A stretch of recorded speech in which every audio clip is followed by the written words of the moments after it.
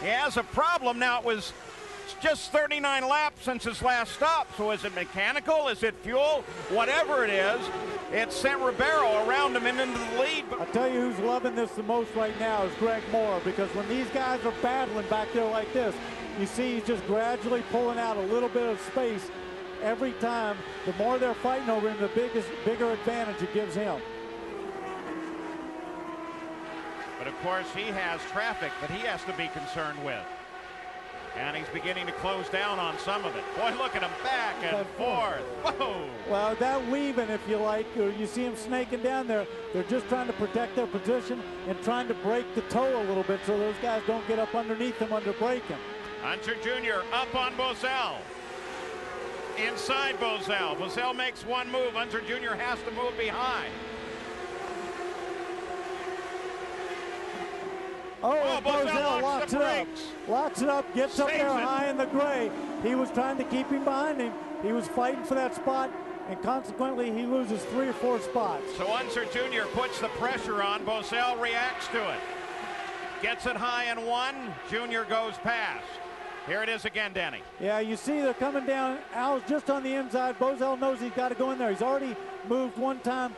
And see that bumping? He just gets the brake locked up on the front, and he can't make that turn. Don't forget, they're going from over 200 miles an hour, probably 205 miles an hour, down to 100 to try to get through that corner. So Unser Jr. moves into the top 5. There's the leader. Rookie Greg Moore was spectacular last year in Indy Lights. Andre Ribeiro trying to chase him down. Marco Greco, who was involved in that very brief confrontation that took out Paul Tracy, is back on the track and at speed now. So the action continues, 111 laps down. We take a look at how the different manufacturers of the engines are doing, with Mercedes in front, then Honda, then 2 Ford Cosworths, and another Mercedes. Well, that's a battle. Remember at the start of the show, Honda was such a dominant power, but the other part of the formula is that the tactics have played into this fight so very much. And let me tell you, these guys are out there, they are frustrated because they can't get a big advantage. But in the end, they're having such a great time racing, because this is what it's all about. They're racing the best in the world, and they're pitting their skills against the other guy. And it's just tit for tat, and they're just battling, and in the end, they're going to have another photo finish like we did at Homestead. And you know what? You make a pretty good spectator up here yourself. Well, this is exciting. I've been in that position before, and it is just great racing. Moore out by 1.2 seconds over Ribeiro. We're watching the battle for third. Gordon, Pruitt, Unser Jr., and Rahal. Pruitt trying to close down on Robbie. Hunter Jr. right there. There's Rahal. All 4 of them right together. The leader, as he comes moving inside of Jimmy Vasser. Remember, Vasser came into this race as the points leader. Look at this, though. Show you how fast Greg Moore is going, how close he's been to the wall all day. How's that for close? Just he left that tire. And it may have ended it for him. Yeah, he's slowing down. Moore slows. Ribeiro takes the lead. Oh, that is unfortunate. A mistake of inches grabs a race away. And he's obviously knocked something way out of a line with that. When you put that big a black mark on there, he obviously did something to the suspension. He could have broken a wheel, but, and listen to that crowd. Guess who's in the lead? They've got a Brazilian in front, and they're loving it. Andre Ribeiro is in first. This is now a battle for second. Greg Moore continues to slow. He's out of the action. The crew, I don't think they can believe it. But this brings out a yellow. Moore cannot make it all the way around to his pits, and that's going to close the whole thing up. Oh boy, are we going to see a finish. And guess what it's going to do to that pack? It's going to move them right up behind Ribeiro. So with 116 of the 133 complete, the yellow comes out for the leader of the race, Moore. Let's go to Gary Gerald. Well, the crew down here at Disconsolate heading in different directions, wondering if their man will be in here or not. Jerry Forsythe just threw his stopwatch down on the concrete here. The rest of the crew just so emotional because they have a monitor. They saw the replay of the incident, and now we see on one of the world feeds down here his car cruising to a stop. Such bitter disappointment. He had a tough run at Homestead in the season opener. He battled from a stop-and-go penalty back into the top 10. And as he came into this one leading in traffic, he got that rear wheel up against the wall, and it ends up costing him another brilliant run. But remember, he's only 20 years old. He's a rookie. He's going to be a star. He was coming up behind Jimmy Vasser, who was a lap down in 13th place at the time. So that gives the lead of the race over to Andre Ribeiro, a Brazilian, in front of his home country crowd. Still under this caution period, 119 laps of 133 complete. Let's go to Jackaroo. Well, Paul, we're with the head man, so to speak, of IndyCar racing, Andrew Craig. And Andrew, we've got a Brazilian in the lead in a Brazilian race. What is this all about IndyCar and going to foreign venues? What we're trying to do here is take a very, very good, very successful American product and take it overseas and keep our American character, but we remain a North American race series. So what we're doing is we're going abroad, we're showcasing what we do, which is very good and has very attractive characteristics, bringing fans to our sport. Well, another driver that is not from the United States of America, but a little bit north of the border, it looked like he was going to win the race. We're going to check in on the condition of Greg Moore. Well, here's Greg with us, Jack. Greg, we saw the contact on the replay with the wheel against the wall, but that wasn't what put you out of the race, I understand. No, not at all. The car was perfect after that. I mean, the car has been great all day. Followed Alex around for a while, but you know, I think that we had this race in the bag, but you know, something happened in the motor, it broke, and I just don't know what it is yet, but we'll find out soon. And you know, I guess we'll go to Australia. We've had 2 really good races in a row, and I think we'll have another one in Australia. Well, moral victories only go so far. How much does this hurt your psyche right now? It doesn't hurt my psyche. It very much disappoints me and the team. I mean, they didn't win last year with Forsythe Racing, and you know, players won a lot of races, and I think that we can win some for them this year, but I guess not this one.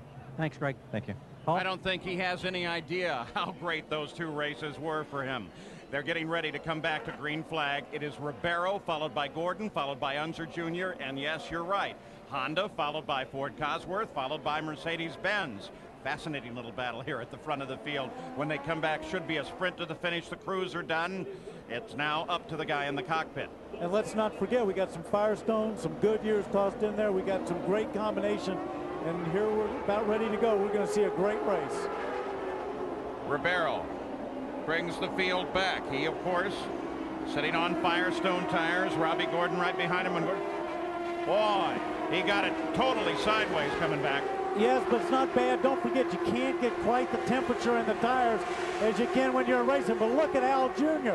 Unser Jr. fighting for second place down inside of Robbie Gordon. Hasn't been the faster line, isn't this time. But Robbie wasn't about to get that up. Not with this little time to go in the race, this few laps. Ray Hall moving on Unser Jr. now. Ray Hall tries to get him to the outside, moves outside again.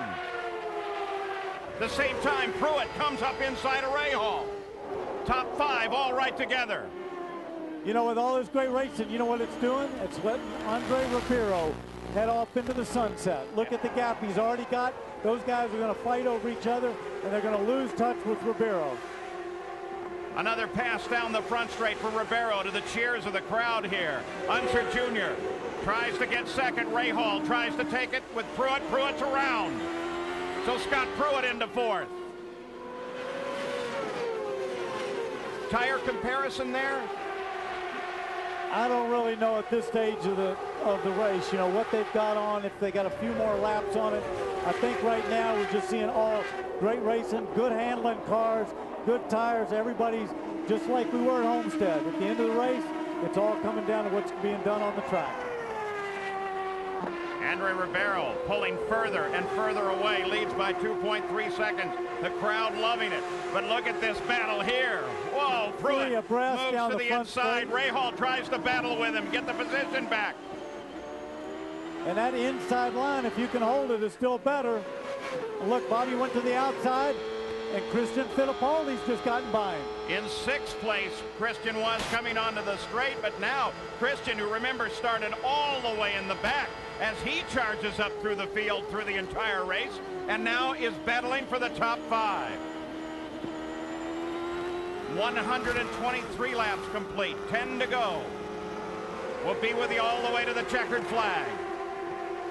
And Christian, who's come back, look at him. He's right up underneath Robbie Gordon, his teammate from last year. Robbie Gordon loves the brakes. Can he leave it? No, he hits the wall. Robbie hit the wall. Oh. Down in turn 1. Robbie Gordon, we've seen a lot of guys lock the brake there. This one was a little more expensive. So back under yellow again, the 10th of the day.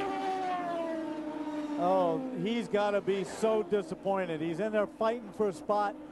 There's Derek Walker, his car owner. Let's go to Gary Gerald.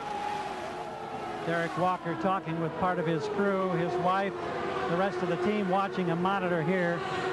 We get a replay, and we watch them watch a replay, trying to determine what may have happened, but just in all that tremendous battle and all the traffic, the slightest contact can sometimes be disastrous, and what it turned out to be some brilliant strategy by Derek Walker and his team has just gone down the drain for this afternoon. Oh, that is so frustrating. And what he was really trying to do was hold off. He lost a spot. He's fighting to get back. You see the car bouncing there, right there. It just comes a little bit, takes the contact from the wheel off the ground just a little bit, locks it up. Once he gets out in that gray, there's nothing he can do. He's just a passenger. That right front wheel came right over the top. Fortunately, it doesn't look like it. Watch this wheel as he gets into the wall. Robbie knows he's in the wall now. See that wheel just kind of roll right over the top. Some debris marks on Robbie's helmet. Look, he's okay. Look at that. Is this guy great? He's a racer, and you know what? At the end of the race, when you're out there fighting for position and you're racing like that, sometimes things like that happen. You just got to go for it. 125 laps complete. We are under yellow, 8 laps to go. They're going to try to get Robbie Gordon's car off the track as quickly as they can. Obviously, he looks okay. Look at the Brazilian. That's, by the way they watch the whole race standing up. We are going to see a great restart here because there's a lot at stake, a lot of positions, and we're probably only going to get about 4, maybe 5 laps of racing, of green racing. It'll be Ribeiro, Unser Jr., Scott Pruitt. 3 different power plants up at the front. Ribeiro, the Honda. Unser Jr., the Mercedes. Scott Pruitt, Ford Cosworth. Gary? Derek Walker has walked around and congratulated all the members of the team, and I know this is bitterly disappointing. Some great strategy put you right in the thick of this thing, and it was very, very exciting. Your emotions right now, Derek? Well, obviously feel bad for Robbie because he's driving his socks off out there, but it was full marks to the team. It was a great team effort today, and we'll be back again in Australia and try and pick up from where we left off, but we had a good race, so that's it for today. Thank you very much. Thanks. Derek Walker, 2 cars heavily damaged this weekend. Scott Goodyear during the practice and hospitalized.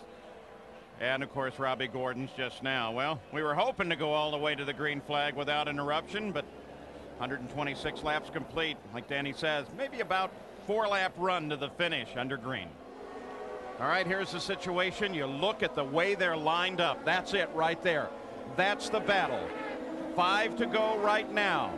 Ribeiro will lead. Al Unser Jr. is right there and ready to charge, as is Scott Pruitt, Christian Fittipaldi, and Bobby Rahal. All right together. Green is already flying at the start-finish line.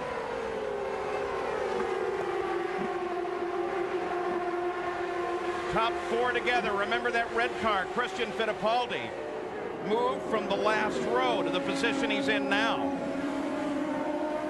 But look at the Honda power. Ribeiro, of course, has the advantage of pacing them back. He knows when he's going to accelerate.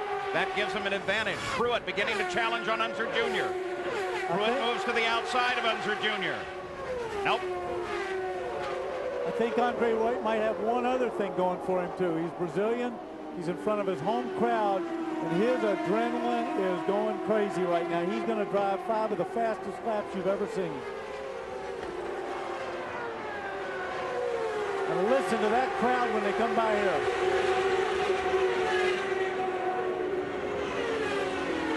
Ribeiro continues to pull away. 130 laps complete, 3 to go.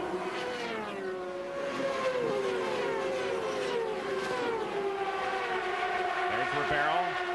Pruitt trying to